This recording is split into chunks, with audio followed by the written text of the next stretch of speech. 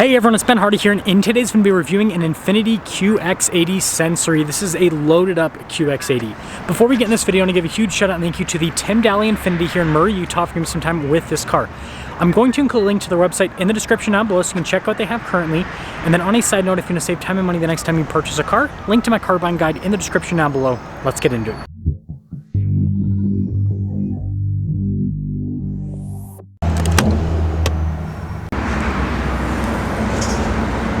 Under the hood, we have a naturally aspirated 5.6 liter V8 that goes through a 7-speed automatic transmission.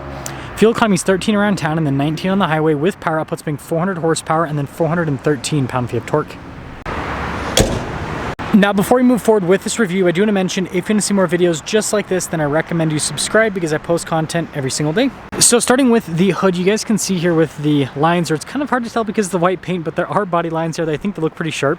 And speaking of sharp, look at the headlight design here with the QX80. We got the fog lights down below, and I love the coloration here on the grille, and I like how it's blacked out in the center. And then we do have some parking sensors at the bottom as well.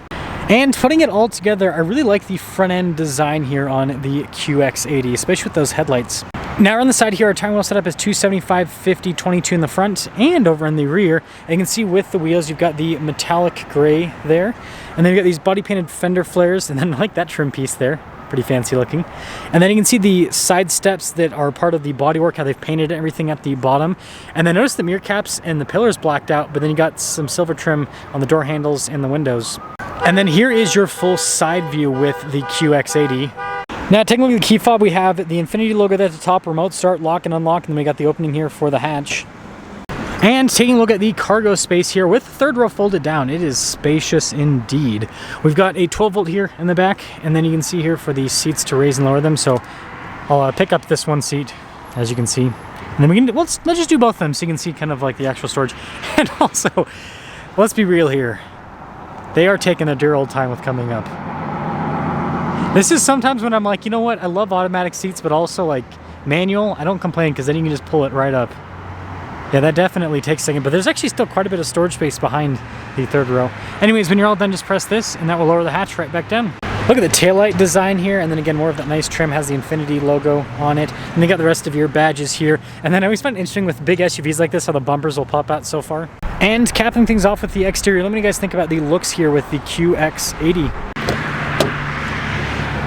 Now taking a look at the door, you guys can see soft touch here, and then look at this design that goes throughout, and then you can see more of the soft touch with all of the stitching. Speaker for the Bose sound system, and even that up there is also soft touch. And boy, oh boy, look at these seats, perforated all down the center portion with that cool quilted design. Legroom here in the back, solid. We also have a little storage pocket, and there's stitching there in the center. And then look at that at the top. And then we actually can access the center console here from the rear, which is pretty cool. Got our own climate zone back here, heated seats, USBs, and then look at this trim. It's on top. And then you got the center console, nice trim. Now as for the third row, you actually have good headroom, and legroom is solid. You can fit adults in that third row very well. It's still perforated in the center of the seats. They just don't have the cool quilted design there in the back. But yeah, full-size SUVs like this are great if you need to carry adults in all of the rows. Now taking a look at the front door panel, again you can see with the soft touch trim and then the cool design down below, and then all of that soft touch. All of our window controls, mirror adjustments, the mirrors do power fold in. Also have memory seats, and then we do have blind spot monitoring with the mirrors as well. And then here's a quick look at the front seat, again perforated all down the center portion. Power adjustments on the side, and then we got that for the hatch. You got this for the heated steering wheel, and then down below here to turn off the hatch if you want. Basically, so if you just want it to be manual operation and all of that. And then the dash is all soft touch here at the top. We've got dual zone climate controls. We also have heated and ventilated seats. And then I like how we've got this little tab here that hides the wireless phone charging pad. And you can see the 12 volt there. And yeah, nice wood trim. Got some USBs there. And then this is our drive line select. So basically you can switch from auto to 4-wheel high to 4-wheel low. And then you have a snow mode and tow mode and then stability control. Shifter for that 7-speed automatic. And then more storage here. And again, nice wood trim. And then got the little controls here for the center if you don't want to use the touchscreen. Then again, more, look at the trim, like all over. You got the nice stitching. And then we've got the center console that also opens up front. And then look at this, how they've done the two-tone design there. And then I like how the wood trim kind of wraps around. And yeah, it's a big glove box. And this does have a rear view camera mirror, and then we've got a regular sunroof up front as well. Now here's a quick look at the window sticker, and you guys can see all of the equipment here.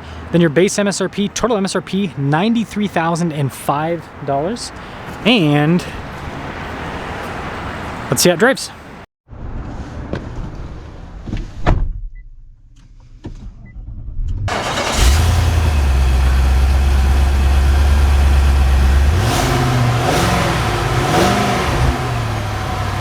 Well, let's talk about visibility before we set off here. Here's your visibility over the hood, both of the mirrors. Do a blast wondering throughout the rest of the rear. Yeah, visibility is great on this. I like that center console in the second row. I just think that's so cool that they have, like, I didn't notice that before. So you've got like the storage space there, but then also, that's cool. Anyways, let us set off here in the QX80. So this is, you know, if you're well versed in cars, you know this is, you know, basically a luxury Nissan Armada, which isn't a bad thing, because I really like how the Armada drives. It's a body on frame SUV, and it still has like that big substantial feel that, you know, I would say that the Expedition and the Tahoe have kind of lost. They don't have the tight substantial feel that it has. Like, this feels like you're driving a tank. In the Tahoe and the Expedition, for example, or, you know, you could say the luxury versions, the Escalade or the Navigator, you don't feel like you're driving a tank. You just feel like you're driving a really big vehicle. There is definitely a difference in terms of the feel there. But first off, seats are comfortable. The only thing that I could be a little bit critical on with these seats is the bolsters are super open. So you kind of, great for big people, but if you're normal sized like me, it's like it feels almost too open. Yeah, this V8's so good. It's such a good engine. I'll be sad to see it go. It looks like they're going to be switching over to a turbocharged V6 with these vehicles, with the Titan, the Armada, and the QX80 in the future, which that's just the future going towards, turbocharge everything. But yeah, it's such a good engine. It's got really good torque. It sounds great, and this thing is reliable. This V8 is a reliable powertrain. And yeah, I love how this drives. Again, it's got that tank-like feel. Again, another vehicle that would drive like this, like the new Lexus LX 600. This feels, you know, very similar to that. Mercedes G-Wagon, like all of those cars kind of have that same kind of feel as what this has. And so it makes it, in my mind, you know, for these big full-size SUVs, it kind of makes it unique because, you know, the G-Wagon obviously doesn't have a third row. The LX 600, that has a third row, but it doesn't have any space behind the third row, whereas this actually has space behind the third row. So it seems like you're getting, you know, the best of both. You gotta love that. You gotta love this V8. It's such a good engine. Such a good engine. So to, you know, cap things off here with the QX80, I know this is probably not going to be the opinion of everyone, but I think this is a very reasonably priced vehicle for what it is. Again, you look at the competition, Escalade, Navigator, all of that, you're going to be paying well over $100,000. Yeah, so much fun. Whereas this $93,000, this is more closely priced to like the non-luxury versions of those cars. Again, GMC Yukon, you know, Ford Expedition, Chevy Tahoe, those loaded up, you know, those are getting into that $90,000 range. So for all the options you're getting with this, for the driving experience you're getting with this, I really like it. Now, the one thing is, yeah, it's not going to be the most modern feeling with certain things. Like, it doesn't have a big digital gauge cluster, for example, but you know, I think that more and more people are realizing they don't necessarily want that, because all of this stuff in 10 years from now is still going to be working, whereas the big fancy digital gauge clusters and all of that in, you know, the competitors, like a Cadillac has that huge screen that goes across. We all know that thing is not going to last more than maybe like 5 years, and when it does break, it's probably going to total out the car, because who knows how much that costs to replace.